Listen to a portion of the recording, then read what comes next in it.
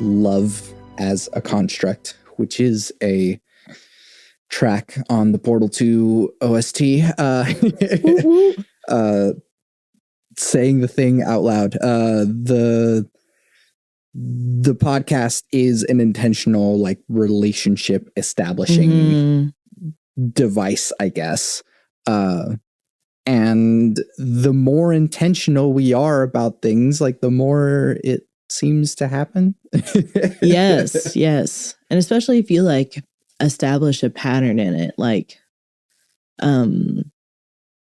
to go on about like the poetry community that we have, because everybody is like excited to hang out with each other outside of the poetry open mics. It becomes the normal thing to do. Now, if I go up to a comedy open mic, I am much more intimidated to like ask people to hang out afterwards, because that's not even because of the people. It's because it's like not seen as a thing to do. But somebody has to be the first, and you have to be really intentional about it. I read All About Love by Bell Hooks, and in it she has, like, I think his name is Dr. Scott Peck. He has a definition of love that basically includes like you are intentionally nurturing the spirit of yourself or another person. Which I think my favorite part about it is that it illustrates love as a choice. And like, you don't choose who you care for, but you definitely choose who you love. Like, who you would pick up medicine for at 2 a.m. is very different than like who you think is cool. And yeah, so I think the more people see it as like an action to do instead of something that, you know, it should be easy, you know, like if I'm going to be friends with this person, or if this community is right for me, or if this relationship is right for me, it'll all just fall into place. And I'm like, no, it will not. Yeah. You will be alone. Like, well, I mean, I think people generally say that whenever they're saying that, like, I will want to, and like, sure. Yeah.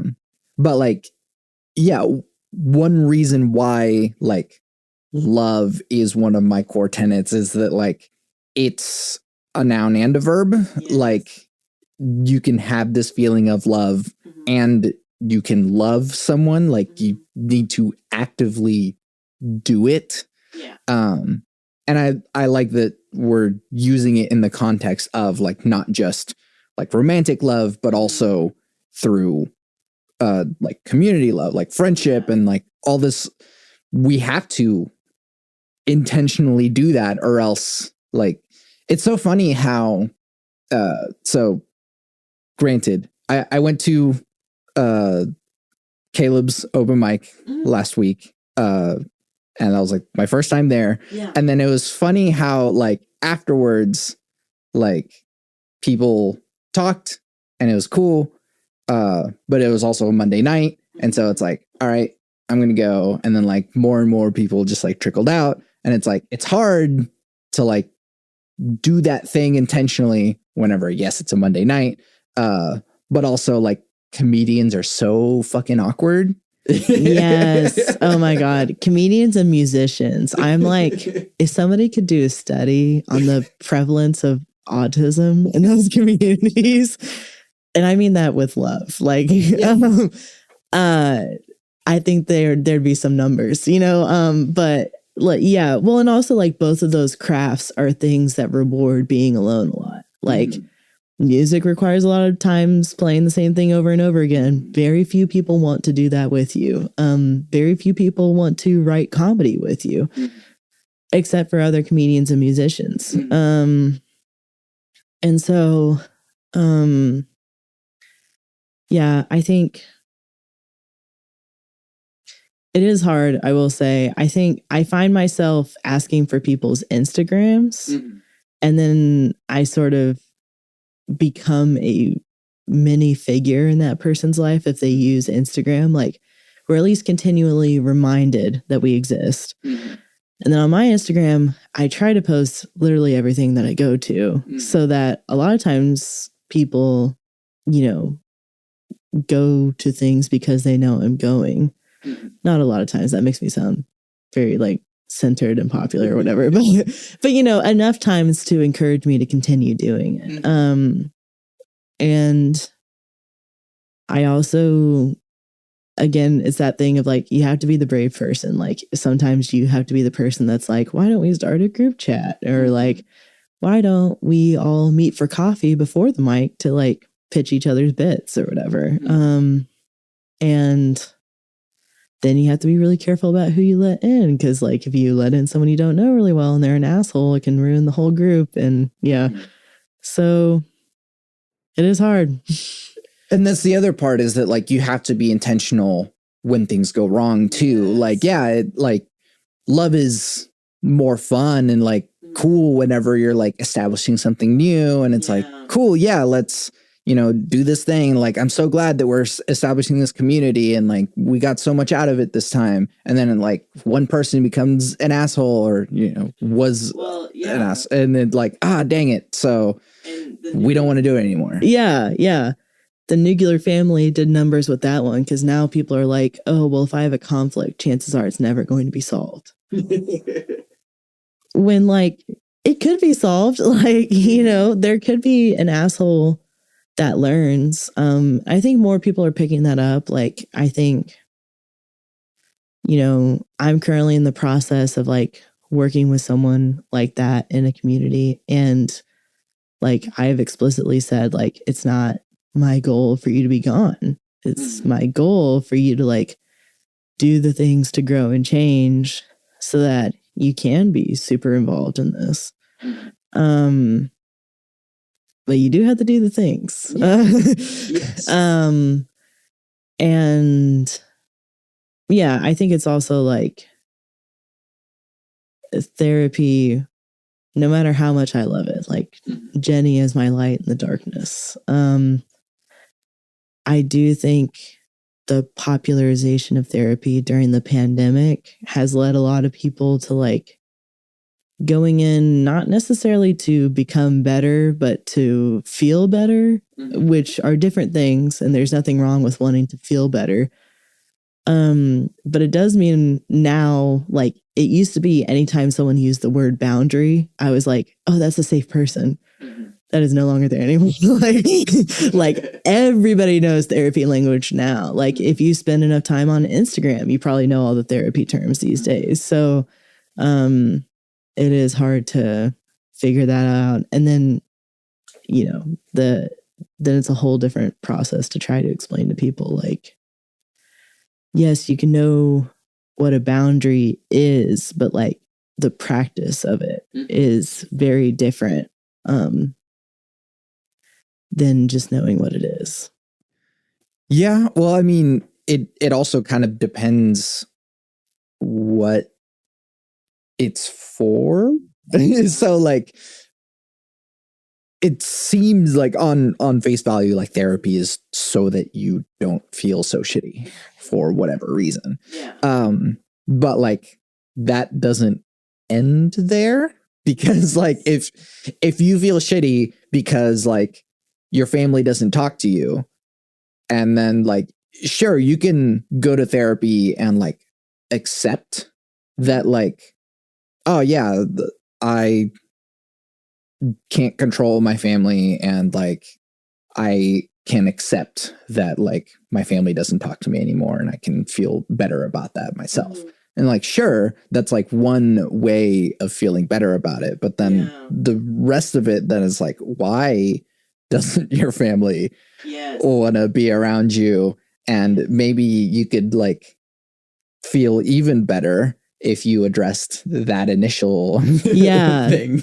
This is something I've run into dating actually a lot. Is like, you know, people put on their profiles that they've been in therapy. And so, you know, I get excited. And then like, but I'll just ask them like, hey, so what would you say your red flags are? Like, when's the last time you were in the wrong? And they won't have an answer to that question. I'm like, okay, well, I don't know how to tell you this. You were in the wrong at some point. Like, nobody is a victim of their life. We frequently play that role, but it's never your permanent situation. And a lot of times, I would say just about every time you're the victim, it's this big morally gray situation that has a bunch of different factors. Rarely are the bad things that happen to you things that are so easy to slice and say that was bad and this was good. And therapy is a lot about recognizing that. It's a lot about sitting in things that you don't understand, or you at least understand to be complex and not right and not bad, and understanding that that's how it is. And also understanding that you aren't a good person or a bad person. You're just a person. And you have to consistently, if you do want to be better and you do want to have those close and vulnerable relationships that we all seek out, you know, I do think just about everybody acts out of love, despite what it all looks like. Then you have to look inwards. Like, you have to learn what your labyrinth is and like learn to recognize your triggers as they come up, you know, learn to recognize patterns that you find yourself falling into. You know, at a certain point, I had to say with dating, I'm like, I can complain as much as I want about the pool. At the end of the day, if I keep trying and it sucks, then that means that there's still plenty for me to work on. I'm half of every equation, you know? Sure. So, yeah. Yeah. And I mean, kind of like circling it back to like this love as an action and like love as a construct is that like it is part of that process of like, yes, you can accept yourself. Yes, you can find all the things that like you are also doing wrong, but then like you have to take that into action and then fix these problems that you have with your family, or address the things that like maybe you weren't acknowledging, which is why your family stopped talking to you. And like, and so you have to like be active in that sort of thing. Like, yes, you can love someone by just being like, well, if they don't want me in their life, then I'll just like go away. And like, that's one way of doing it. But then it's also like, why did they not want me in their life? And what can I do about that? Yeah. I think if you aren't constantly, I mean, give yourself some rest, of course. Everything requires rest. But if you aren't having this running dialogue of like, what did I do right? What did I do wrong? And what do I have yet to understand? Then you are going to always experience the types of communities, friendships, and relationships that you are currently experiencing. Like, it's like that thing, that quote about like the proof of being an imbecile or whatever is trying the same thing over and over again and expecting different results. That's what it is with love too. Like, you know, if you enter friendships by always giving too much and then expecting it to somehow karmically come back to you without ever asking for it, you are not the victim in that situation. You are attempting to manipulate people into giving stuff to you by giving a bunch of stuff. Like, sure, it looks like you did a bunch of nice things and they didn't do nice things, but you were giving nice things to like send them a silent message that you would like nice things. You should instead just hang out with people that want to give you nice things, you know, or ask for nice things. Yeah. And so like, this is something that it just keeps getting louder and louder for me, that it's like, if you just say the quiet part out loud, like things will be easier. And so it's like, if you are upset that like, oh yeah, I've been giving a lot to you guys, and you know, like, hey, you know, we're meeting at my house for all these things, and like, I appreciate that, you know, you guys feel welcome in my space and everything, but like, it's also a lot of work for me to have this happen here. So like, could someone else do it every once in a while, just so like I don't have, so it doesn't all have to be on me? And like, if everyone's like, no, screw you, then it's like, okay, well, peace. Yeah. It's like, okay, well, maybe this isn't the right thing for any of us then. Yeah. No, I agree. I agree with that a lot. I think also like something I get caught up in all the time is I'll be like, I have an issue, but I don't know what would fix it. So I don't want to talk about it until I know what would fix it. Like until I know what to ask for that would fix it. And like recently my therapist kind of had to come to Jesus moment. She's like, don't you think your friends could help you with that? Like, don't you think if your friends heard that, I don't know, you don't like planning birthday parties, that they could come up with alternatives to planning birthday parties? And like, because I wasn't trusting them with that, like, again, like I wasn't putting myself on the table. Like I wasn't actually being vulnerable if I couldn't bring up something when I felt it was wrong. So, yeah, having hard conversations, and each time you have a hard conversation, the next one will be easier. The first couple will probably blow up in your face. Just being real. But you'll get good at hard conversations, just like anything else. Yeah. We can like sit here and like say all these things in theory or whatever. It's like, yeah, why don't you just say something? But like once you're actually in the situation and it's like, it feels awful. I really want to say something, but like, I don't know if this is like the right time or if this is like, all right, you know, and I do this to myself all the time as well with like, the other day I was at a show and like, I knew a lot of the people there, but like not like recently well, a little bit of that like podcast guilt that I was talking to you about earlier.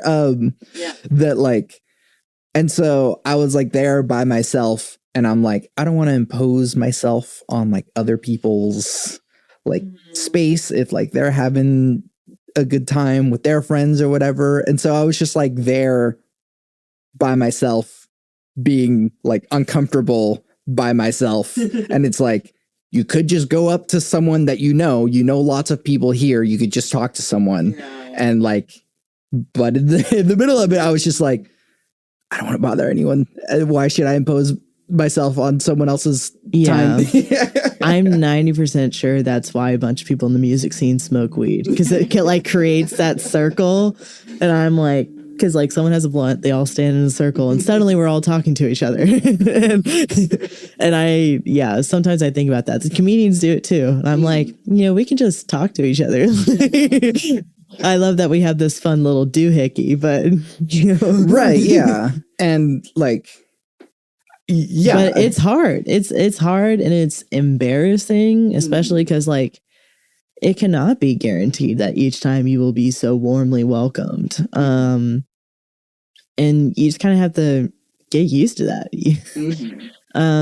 Which, you know, sounds like it sucks, but it's worth it to, you know, find that person in the crowd that would talk to you in the end or whatever. Yeah, because I find myself doing that at music shows a lot, especially if like the couple of people I know aren't really there. And so there's just like a bunch of faces I recognize, especially if I know someone like from them being in a band or in a project I like. I don't want to approach them and be like, hi, I like your stuff, while they're just trying to, you know, consume content in peace. Right. But then like, and yeah, that's the thing. It's like we can say all these things in theory and then like putting it into practice, and it's like much scarier because like the real world is much more complex and everything. And so it's like you could just go up to that person and be like, hey, I like your stuff. Do you want to like stand here next to me while we both do this thing? And like they could totally be like, oh yeah, like I was actually just feeling really awkward myself, just standing here by myself as well. So like, thanks. I have noticed if you approach awkwardly, a lot of people will think it's like a joke and you did it on purpose.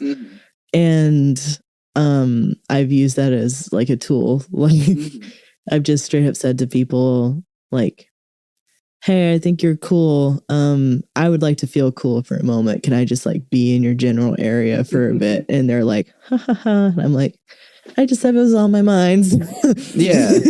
Right. This is a neat thing that happened recently. So there's a Ableton user group that like has a Discord, and we have a meeting every once in a while, and the meeting got canceled, and I was like, oh darn, I was thinking of coming to this one. And one guy in the group jokingly goes, oh man, like I was only going to go because Santiago is going to be there. Yeah. And I was like, well, there's this other show happening tonight, so I'm going to go to that one. So if you want to like meet me there, like we can hang out there. And I wasn't even really planning on going to that show. Oh, but you are now. Yeah, exactly. Yeah. And so like I put myself in this situation to be like, okay, I guess I'm going to the show now because someone jokingly said that they like, and then he was like, okay, yeah, I'll see you there.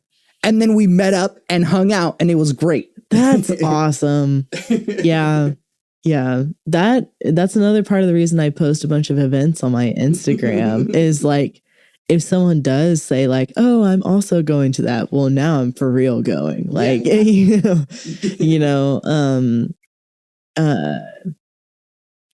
yeah, it's incredibly helpful. I will say, like, I'm happy to discredit social media all the time, but in terms of getting people to go out with each other spontaneously, magic. Like, you hang out with people you would have thought you would never hung out with, because you discover from their feed that like they also like this one species of tortoise or whatever. And all of a sudden you have something in common with someone you thought you wouldn't have anything in common with. Yeah. And then like, you know, there's the rest of the human in there as well. So it's like you could just meet up because the turtles, but then it's like, oh, you also like this band I like? Cool. Let's nerd out about that. And then, yeah. And there's a lot of like issues that tend to go together. Like a lot of musicians also play video games. If you run out of music talk, chances are you can bring up video games, and that's going to be a very safe topic of discussion. Yeah. You know, you can bring up like dating is like a very easy topic because either people are in a relationship, they don't want to be in a relationship, or they are seeking a relationship. And that always has a bunch of stories in it because it's about you in this day and age meeting a bunch of random people from the internet. Yeah. And that's always entertaining. Yeah, that's actually like a blind spot for me since I've been in the same relationship for over 10 years. So. Yeah, which congrats. Sure, thanks. But like that's hard work. Yeah, it love as an action, intentionally. So I mean, this is something. Yeah, what's the dating world like now? I mean, you've seen my dating route. So I personally have been struggling in it. I think apps currently are incentivized to keep you on. So they're going statistically to always show you someone that they think will almost work because they want you to go on that date and come back, basically. So I've sort of slowed down on the apps because I started recognizing that pattern. Like I kept on running into these people that were almost right. Not that the app necessarily knows everything about everyone, but the app is like, hope you have a shitty date. I'll see you again. Literally, like, I hope you have a shitty date with someone who like seemed cool at first. So like, it's not my fault, it's their fault or whatever. You know, like I picked pictures with cool filters. It's their fault that they, I don't know, slurp their soup too loud or whatever. But if that's the problem, maybe your standards are a little high. Yeah, I didn't want to say what actual problems would be, like, just in case some poor guy was like, oh, like, and I'm like, not well, maybe you, but I mean, I'm struggling in it. Like, I won't lie. I want a love that is very intentional. I want to be in something monogamous, and that's not very popular anymore. at one point I was told by a leftist that it was actually like very conservative of me to be like interested in monogamy. And I'm like, okay, well, I'm having a hard enough time finding one person and not treat me like shit. If that works out, I'll think about two. Like, but and also finding one person that I don't treat like shit, you know, to claim responsibility on that regard. I think I was in 2 long monogamous relationships, so I was not ready for what dating apps looked like, and I did not understand why people were so bitter about them, and I just kind of had to learn that the hard way. But I always want to keep trying because, you know, if nothing else, you live a lot of life, you get cool stories, and you meet interesting people. I can't say that they always become friends, but when they do, it's nice. And, you know, nowadays I focus more on in-person connections. So, you know, it's not like I'm spreading my number across the tri-state area, but, you know, I, you know, carefully examine whether someone would be even interested in that sort of thing. And if they do, you know, I propose it as, would you like to try or would you like to pretend I never said this? Mutually okay options, you know? But I guess I'm currently in the camp of like, I love myself pretty well.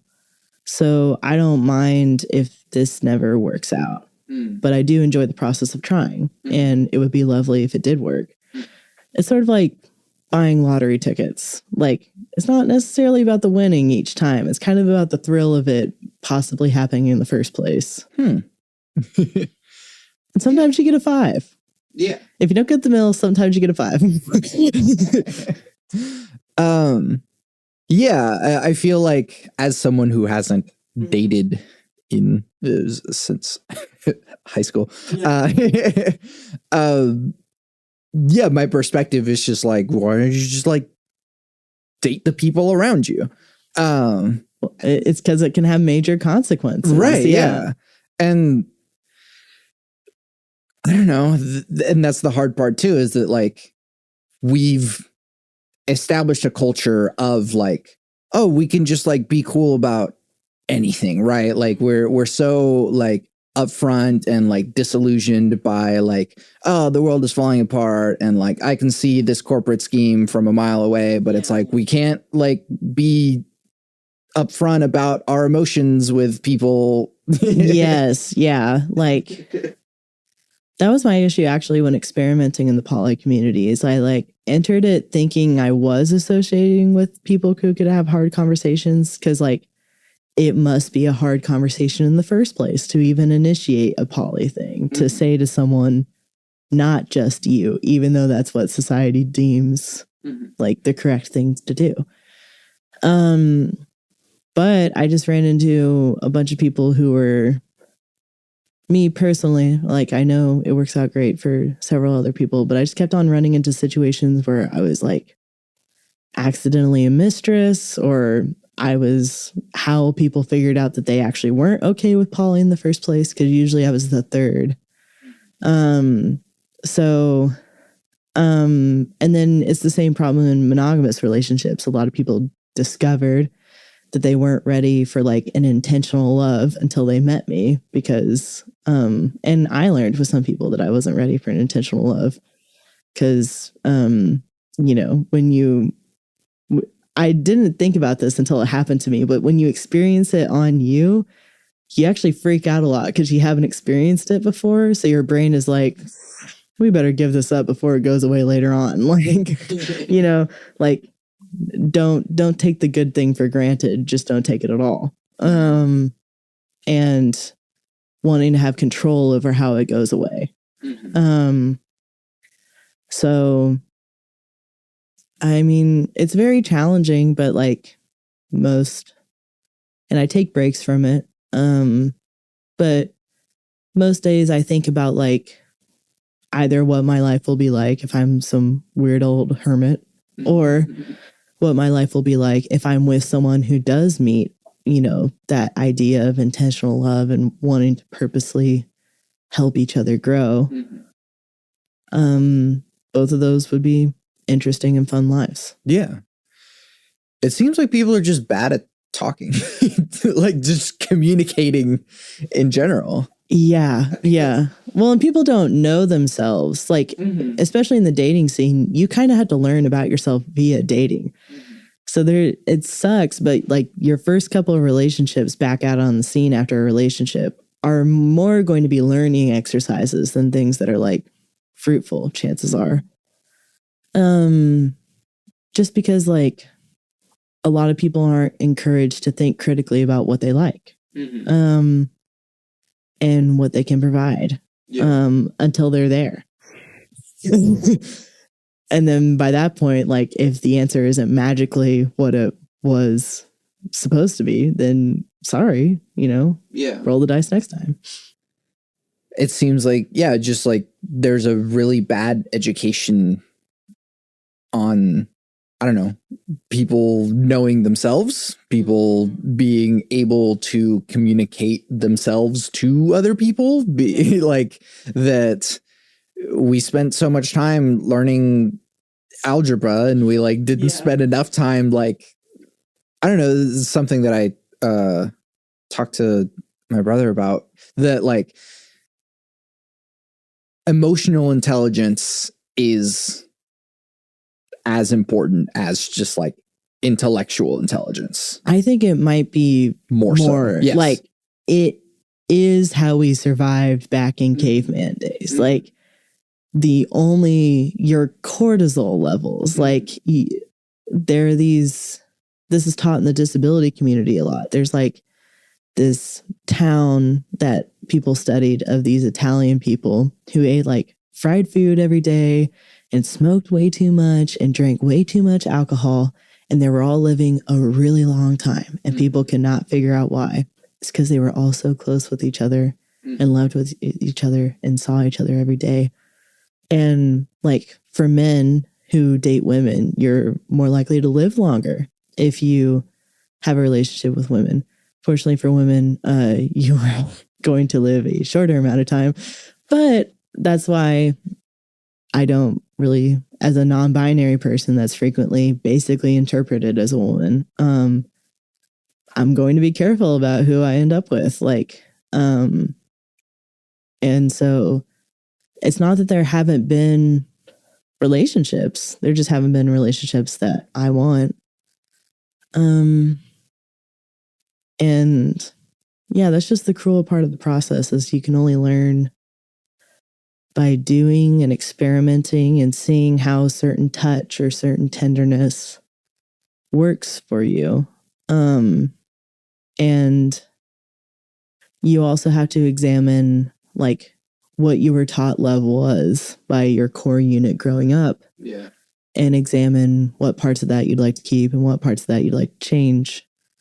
And then you have to change it, like it's like that one BoJack quote. It takes forever to figure out that you're miserable. And then it takes even longer to do something about it. It's like that with romance too. It takes forever to figure out what you want. And then when you know what you want, it's not like that person shows up, At this point, I would say I have a very strong list that I made with my therapist about like core things I would like, that all have to deal with like someone's morals or, how they would treat me and how they would like to be treated, and what they know about themselves. I still have to find that person, and that person shares a lot of similarities with me because that's just how things work out sometimes. And I'm very aware that I'm only the way I am because I've been in therapy for 7 years. Like, I would be a very different person if that hadn't happened. Yeah.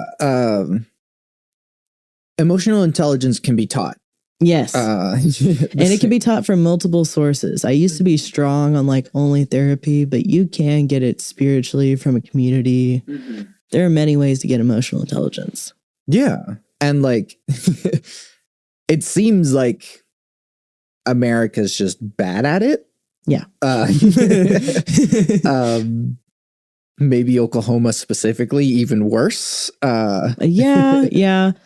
I am jealous of the yelling families. The families that just yell at each other when something's wrong. Must be nice. Sure. I also think that like, you know, there's probably some sort of correlation between like a lack of sex education and a lack of like emotional intelligence, because like sex education involves communicating your desires and like. And if it becomes queer in any way, there's like a whole nother layer on top of that. And yeah, and also everybody's growing up with these high ass ACE scores, you know, so like it's not like everybody is handed a good starting point. And in fact, most people aren't. So it's a miracle when it's happened, which is why everybody wants it so bad. Sure, but also like, what does it? Yeah, like what's the goal? Because like as far as like humanity goes, was it ever really meant to be like, oh yeah, lifetime partnership, this is what we're going for? Oh, like no way. Like, yeah it's like you hook up, you have a baby, and like cool, humanity continues, and like you don't necessarily have to like be around that person forever. No, and I like there's great value in like, just because something is temporary doesn't mean that it's bad. Like I would say most of the relationships I've been in, even if they did end on poor terms, I would say were really good things to happen for me objectively. Like they taught me very valuable lessons and caused me to change, you know, when not a lot of things will push you to do that. And I guess when I'm looking, I'm also keeping that in mind. It's more of like, we will be partners and we will be enthusiastically working together for as long as that is what we can do. If there comes a point, you know, there's like this couple on TikTok where each year they like go over their contract and see if they want to continue their relationship for another year. I love that model. I would even make it maybe like earlier on in the relationship, they were together for like 15 years. So like a year is nothing to them. But earlier on, like say like, let's try a month. If we don't like each other after a month, let's just have that be the breakup. Like why build up resentment? If you do decide to go serious with it, have seasonal checkups, have weekly check-ins. Like what is something that made me feel loved this week? What is something that made me feel ignored? And do that for as long as you both want to work for that. Because nobody wants to be half-assed. So don't do that. Yeah. And I mean, we also live in a world where like, yeah, the like divorce rate is super high, like single moms and all that sort of stuff. It's like these relationships and like families per se are more complicated. Like what was it that I heard on, so like we have a word for like, you know, a second cousin, but we don't have a word for like your ex-spouse's current spouse. And it's like, that person is a part of your community if you're still on good terms with that person. But like so like families or like communities are more complex, but we don't necessarily have like words for it. And like, they're still like real relationships. They're still real, like, and in the same way that like, sure, you can call someone a cousin, but like that relationship, even though there is a word for it, doesn't have the same depth that it does with like the person that I see at the poetry mic every other week or something, you know? Yeah. And so I end up just saying community members an obnoxious amount of times. Yeah. Or just fellow poets. And then I sound really pretentious. But yeah, I mean, I think the language around love is maybe not totally intentional, but like it's very clear that like what America would prize is a couple to become boyfriend, girlfriend, and then to get married, and then to have 2.5 children. And that is the appropriate thing to do. And then to stay together and live in the same house because that works well for the housing market, and never go anywhere else until they die. And that's just like not how things are ever have worked or are ever going to work, because it's just a messy process. What kind of half child? Is it like legs? Is it like the top? Or yeah. I think like, do you cut them hot dog? Like, yeah, I think I'd like a hot dog sitch. I'd call him Lefty. But yeah, I mean, like, even in dating, like if you are invested in someone, but you aren't boyfriend and girlfriend or married, then you're supposed to call it a situationship.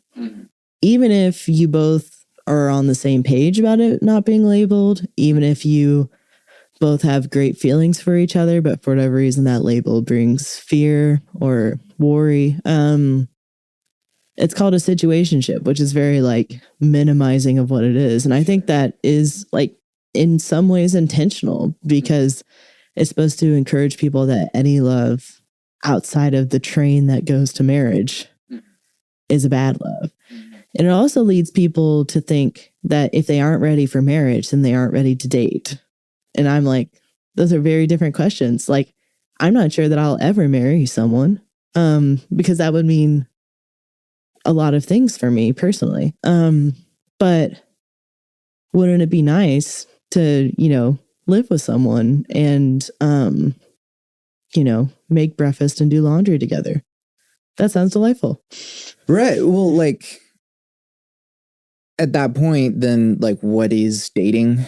And it's like, what's the point of even using the term dating if it's just like you're in a relationship and it's like you'd rather describe something as a situationship rather than fully be clear about the terms of what your relationship is? I almost wonder if like lovers will make a comeback, because like lovers makes it at least sound nice, if a little old fashioned and creepy.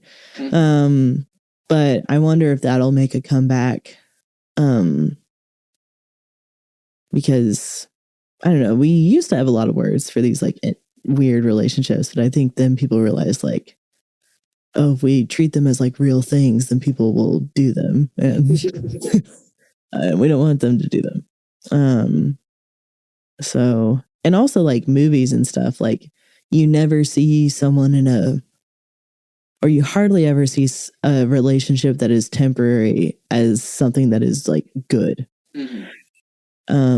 Which I think is really sad. I think like there are plenty of good and healthy things that are temporary. Like your leftovers in your fridge only last like 2 weeks, but they can bring you so much joy if you explore them properly. Or you just forget about them and they grow mold, and then you just and then you know what? That's on you. You learn your lesson for next time. And I think that like, it's very telling that like we call like, oh, like failed relationships. And it's like, is that really like, it was a relationship in the past? Does that mean it failed if it like doesn't have the goal of forever? Even if it didn't have the goal of it, how wonderful is it if you were able to split off in an amicable way? Even if you didn't become friends later on, like what a wonderful thing you did together. Why can't that be enough? And then the other part of my like, philosophical question, everything to where it doesn't have any meaning anymore, is like, what the fuck even is romance anymore? Like my best friend, like he and I are both married. Yeah.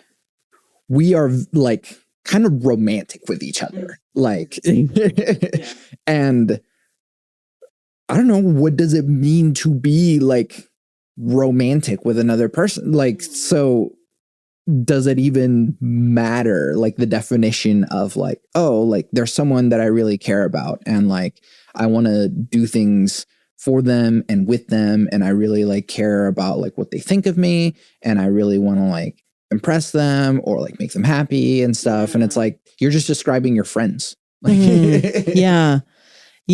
I think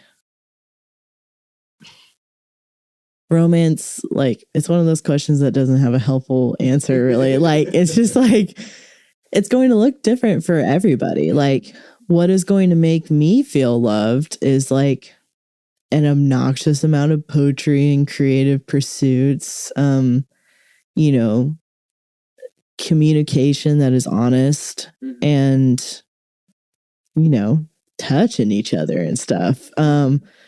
And touching each other in a way that isn't like you're hot, but is like, I want you to feel good and I want you to want me to feel good. And let's explore that with each other. And, you know, I think of a bunch of tiny things that are things that I would only do with a romantic partner. Yet at the same time, I can think of me doing each of those things individually, probably with at least one friend. Like, it's not like I've never written a passionate, what could basically be seen as a love letter to my friends. That's happened before. I've written poetry for friends. I've done laundry with my friends.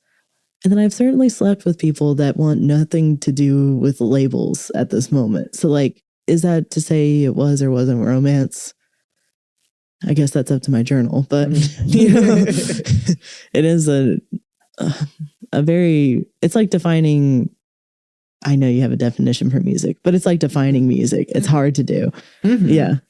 Right. And I think that like the defining of things kind of takes away from it, but also like it doesn't really matter because like it is exactly what it is. Yeah. And that's kind of my approach to like spirituality and like the metaphysical, is that like I am an atheist. I don't believe in God. I don't believe in anything kind of more than like what is sort of scientifically explicable to us.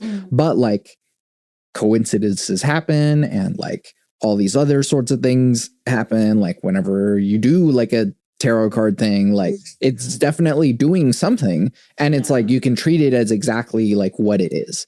And so like in that same way, it's like, does it matter that we have to like define the terms of like what our relationship is? Well, yes and no. Like we can be clear about like what it is that we want out of this.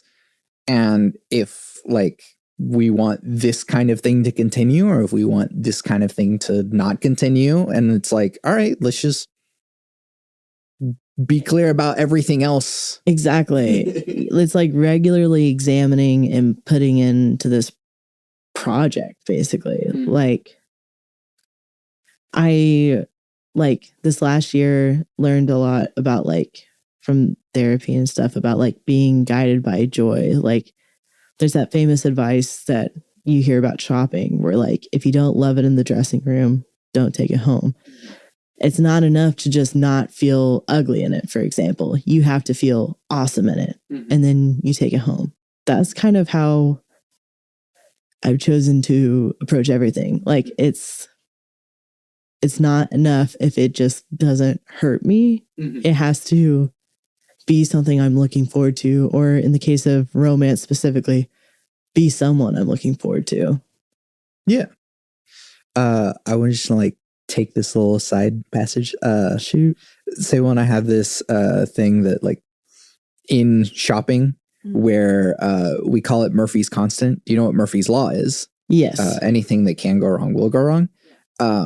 We call it Murphy's constant, which is like whenever you're shopping for clothes, like you find a thing that you like, but there's always going to be one thing that's just like, this would be like perfect if it didn't have this thing. Dude. We call it Murphy's constant. That's good. Like, this is a thing that we've like had in our terminology for years, and I don't think I've said it on the podcast yet. So yeah.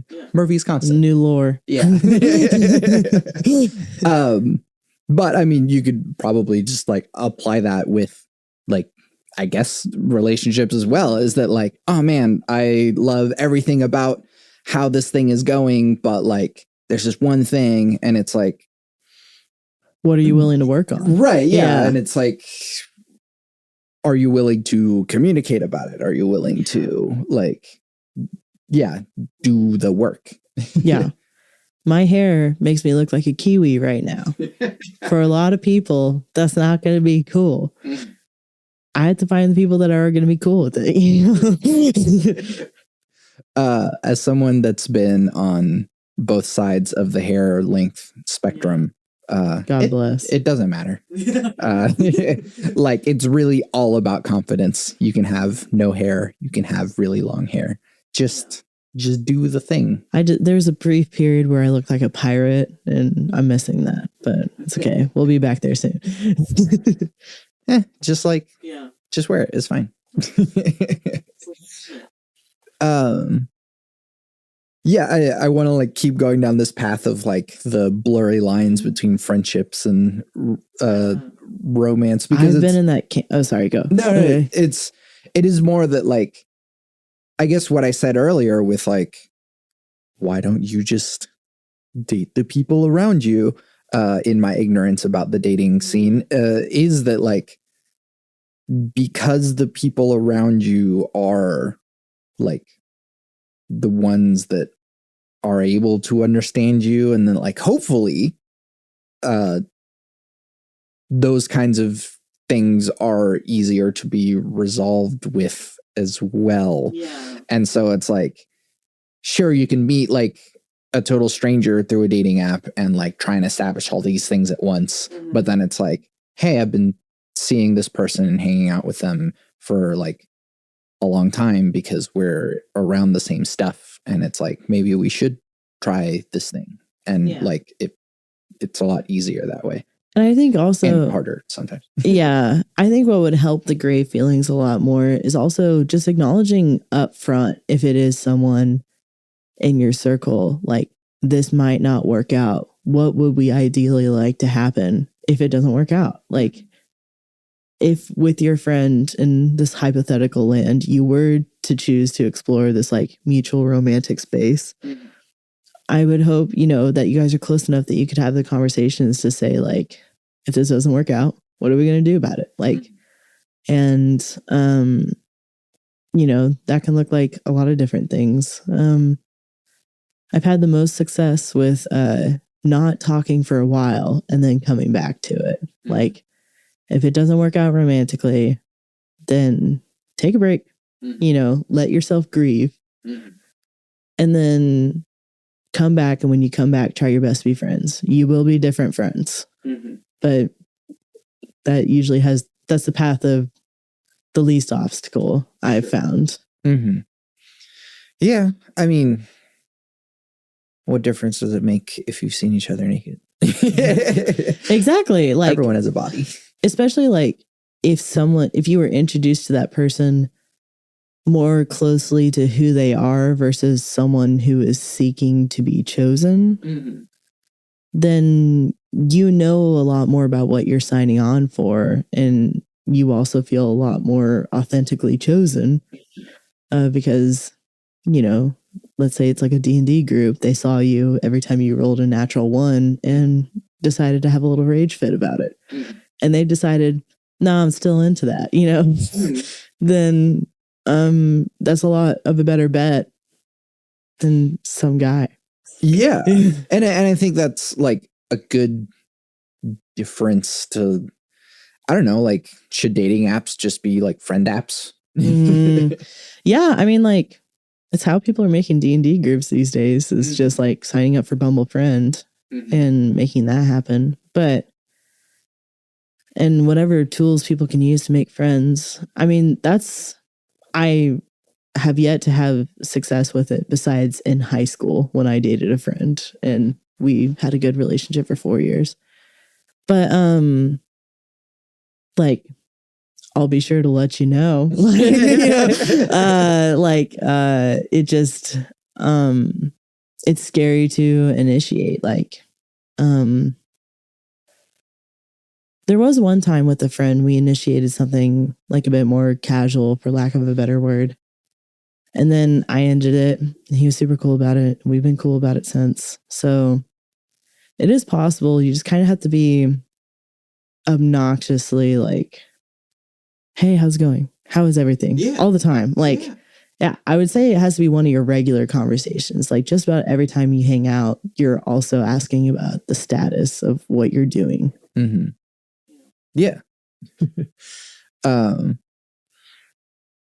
Is there anything in the intentional love thing circle that we because there's other things I want to talk about as well. So. Okay, yeah. Okay. I think I'm loved out. Okay. Can I ask about the non-binary thing? Yeah, for sure. So at this point, your guess is as good as mine. So, I initiated with just not feeling totally aligned with womanhood. And then eventually like stumbled upon the name Rowan. And I like role played as Ro on Pokemon forums for like a decade before that.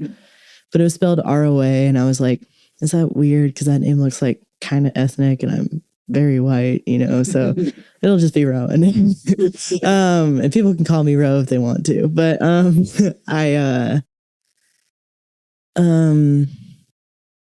and then, when the world opened again, not saying that it should have, but it did. I made a lot of friends with trans masks and trans men, and, found myself connecting a lot with them, and kind of wondered, like, each time I connect a lot with someone, I wonder if it's because I am also the same things as them. Mm-hmm. And sometimes that's the answer, and sometimes that's not. So I've been doing testosterone for a bit since October. I will be ending it soon because I'm broke and will not have the options, at least right now, to continue it. And at the same time, like, the more masculine I look, I've noticed it is not like what I envisioned in my head for how I would feel. Like, I think I might always want to be a little bit of everything in all regards. And since there's no body that does that, it might be better for me to explore that with clothes or makeup or something like that. Because at this point, I'm not sure if like looking more like a man is the answer. When like the more I go in that direction, the more I feel pull from the feminine side. And I'm like, well, where was that when I was a girl? Well, I guess that's the whole thing about being in the middle. And so, that's like another thing I sort of let myself be confused on. I'm not too eager for answers. I think if they come at all, they'll come pretty naturally to me. But until then, I can be a they, them. I try not to stress out so much about like what that means for dating and like, what do I say when a straight man is attracted to me? I try to just say like future problems for future roles. Because it's just like, at the end of the day, he's valid. I have tits and a vag, like for a lot of them, that is the boxes, Do I want to be viewed as tits and a vag? No, but no cis woman wants that either. And same thing for like, if I present super masculine and someone who's like usually attracted to masculine people is attracted to me, there's a caveat of like, sometimes I do like wearing flowy shit and stuff like that. So, I think it's similar to the jackass of all trades with the hobbies and stuff. I've just sort of settled in the fact that I'm always going to want everything. Now, there's a bit of grieving because I was really hoping for an easy answer. I was really hoping that like it'd be like, man, and then I'd be like, I'm happy and this is done. But it looks like it's going to be a book that's always open. But I've survived many a thing, so being a little fruit won't be the worst thing on my list. Yeah. So, yeah, I think that one, not just for like, oh geez, this isn't my experience, I need to like have it, but like no, also I like also hearing that, about you. Yeah. but like, yes, this isn't my experience, so I want to hear that, but also I want other people that haven't heard the perspective to hear a perspective different from theirs. And so I'll share my experience. So I don't know how long ago it was now, probably 2 years. I like shared a post on Instagram that I was like, hey, this is something that I've like said to many people, and now I'm saying to the world at large, which is like, I wish I was born a woman, but I wasn't, but I accept myself and I am a man and present as such. But I don't have any preferred pronouns because I don't really care. And gender is bullshit to me. Yes. Yeah. It's so hard to pick when it feels like such a concept. Sure. For me at least, it's like I was raised as a man, and this is what like my body is, and so it's like, cool, this is like is what it is. And so like I think for me it's not so much that like I don't feel like I was born in the wrong body, like that hasn't been my experience. It's more like if I could have chosen the character builder, I would have built a different character. I connect with you deeply there. Yeah. But of course I could not choose it. And so this is what I am. And like, I accept this. And that's kind of like where it ends. And so like, as far as like where it extends into pronouns, it's more just like, like, yeah, like that's a good point about pronouns. Like, I can't say that I feel like especially hurt when I'm called she or anything like that. I do prefer they, them, but I just feel like that's more about acknowledging my current experience with it. And I think later on, I suspect it'll be much like the hobbies, and I will care less and less about what other people have to say about it in general, including pronouns. And I think, like, if there was a magic button where one day I could look like Jack Black, and the next day I could look like me right now, and another day I could have mismatched parts, then that would be delightful. But like, that doesn't currently exist. So what I do is like, on Dragon Age Origins, I'm a guy. On Dragon Age 2, I'm a girl. On Dragon Age 3, I'm somebody who I've decided is in between. And you know, just sort of live it out there. But I mean, I often think that like, if I was born a man, would I be having these questions?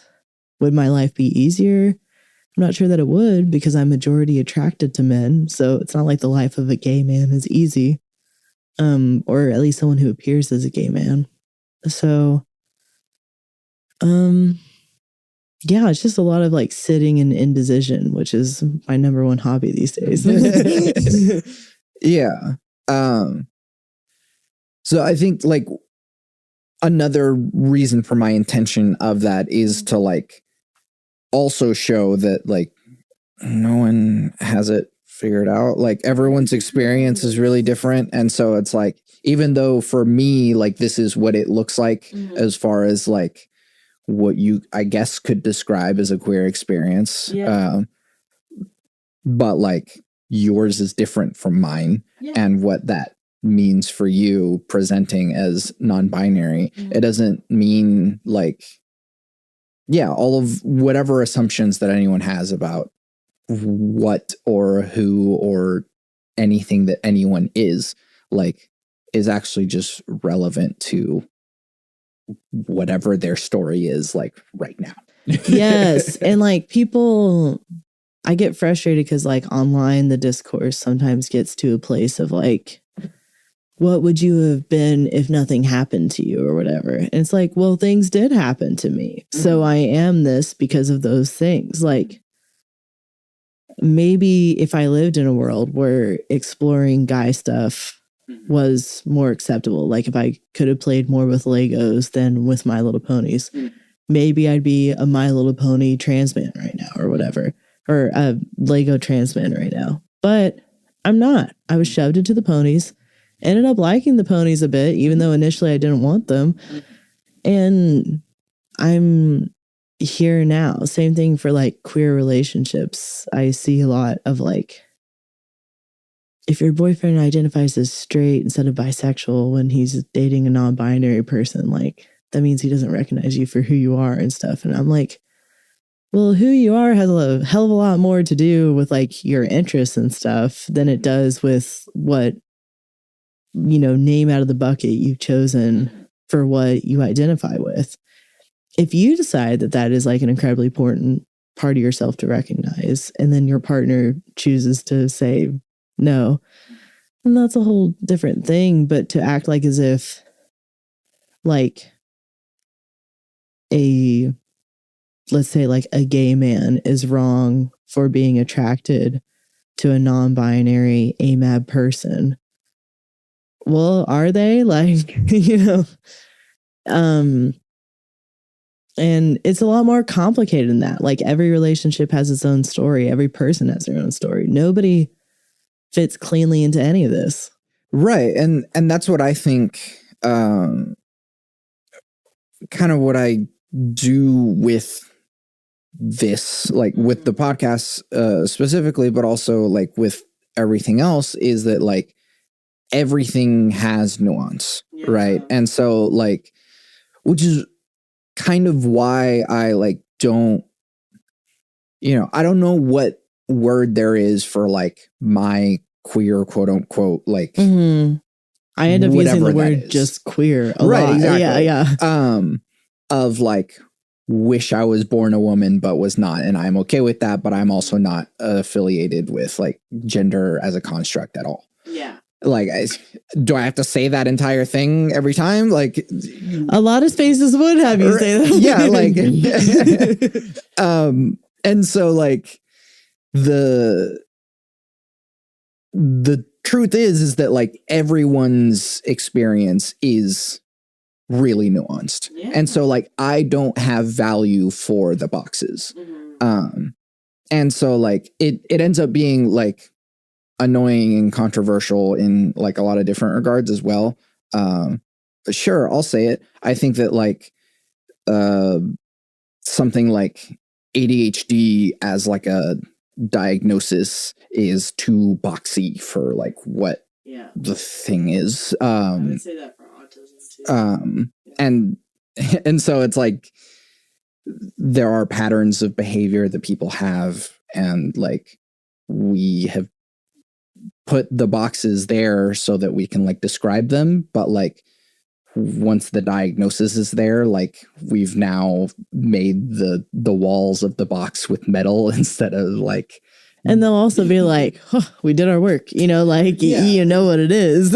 And so it's like instead, like it's all just stuff that describes things, and everything is like specific and nuanced, and like every single person is different, and so like it's like, oh well, like the person identifies as straight but is with a non-binary person. It's like, what the fuck is straight and what the fuck is non-binary? It doesn't matter. Like when you ask your average straight man, like what, he's just like girls, but like who he sees as a girl is going to be like a lot of things that are probably not girls, you know, maybe even in his own definition, like if he finds out later more details or whatever. But so also men don't know what they want all the time. They don't. I mean, there's the famous story that happens all the time in modern dating of like a man saying he's interested in a relationship, then he meets you, and then he's no longer ready for a relationship. That happens all the time. Why is it so crazy to believe that like he thought of himself as straight and then maybe has some questions about that, or doesn't have questions, but whatever, it's an experience. Mm-hmm. So, I mean, yeah, I'm not inclined to box anything. Just like let people experience. It's like putting a dream in a movie genre. Mm-hmm. Like,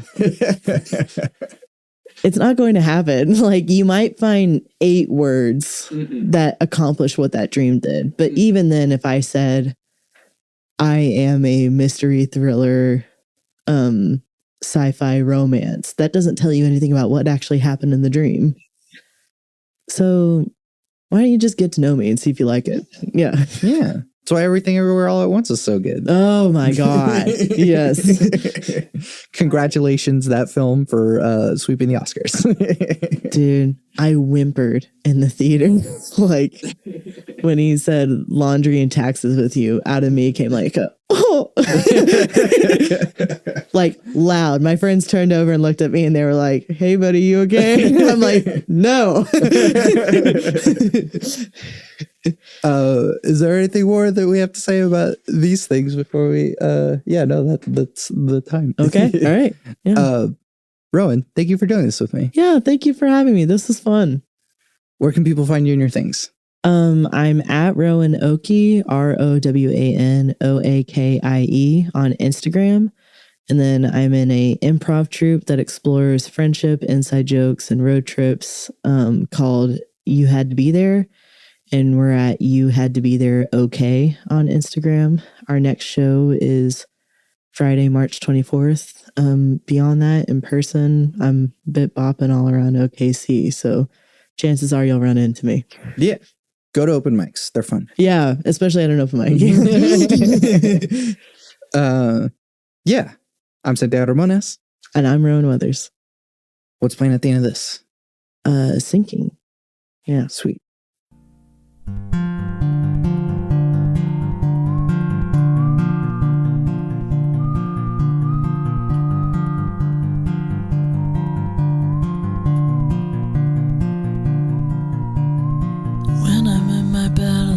Struggling to sleep, I think of some kind of safe place, no fear, somewhere far away from here. And I'm laying in my hammock by myself on the lake shore, and I hear those tides churning, those quiet pattern roars. And when did my dreams get small and quiet? Something inside me decided I wasn't worth trying.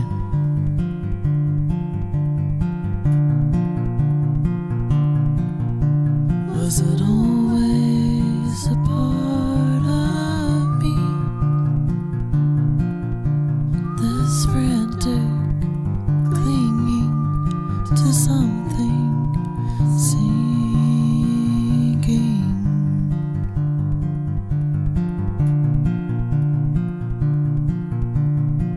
Ever since I got grown up, picking up chunks of who I was, that little girl. I think she likes soccer, maybe drawing, I don't remember. She's locked away and I want the key. She keeps running away from me. Is there something bad inside? Something awful she has to hide? And when did we learn I'm safest alone? Doesn't she know our life now is quiet and cold?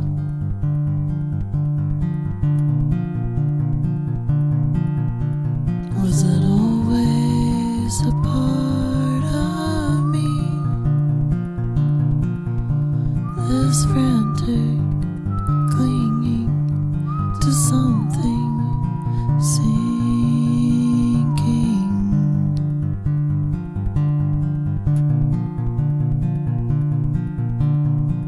Now that I've been grown a bit, got a small house with just me in it, and sometimes I still hear memories, yells and slams and sometimes beeps, and I think I could go anywhere in this big old giant world and still be stuck inside myself, trying to find that little girl.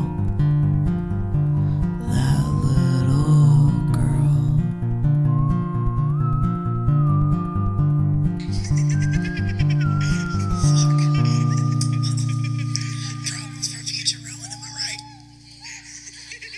You can find everything that I do on my website, santiagoramones.com. I make music and produce audio. The music you're hearing now is music I made. You can listen to official releases by Santiago Ramones on Spotify, Apple Music, and the other streaming places. Or you can support me directly by buying my music on Bandcamp. I'm working on Hypothetical, my first singer-songwriter album, so if you'd like to hear that at some point, I'm so close, I promise. There are lots of ways to support me on my website. There's a Discord server in which we discuss deep topics from the podcast, but it's also a community of beautiful human beings. All the links to these things are on my website, santiagoramones.com. Please take a moment to rate and review the podcast on Apple Podcasts if you listen there. It means a lot to me to hear what you have to say about it, and you're helping me without having to spend a single cent on me. I want to help the world have deeper conversations, so thank you for listening to and supporting Bit Depth. I was in the podcast with my 3 things. They shape my life philosophy. Those 3 things are: love never fails, it's going to be okay, I might be wrong. I'm sorry I was late.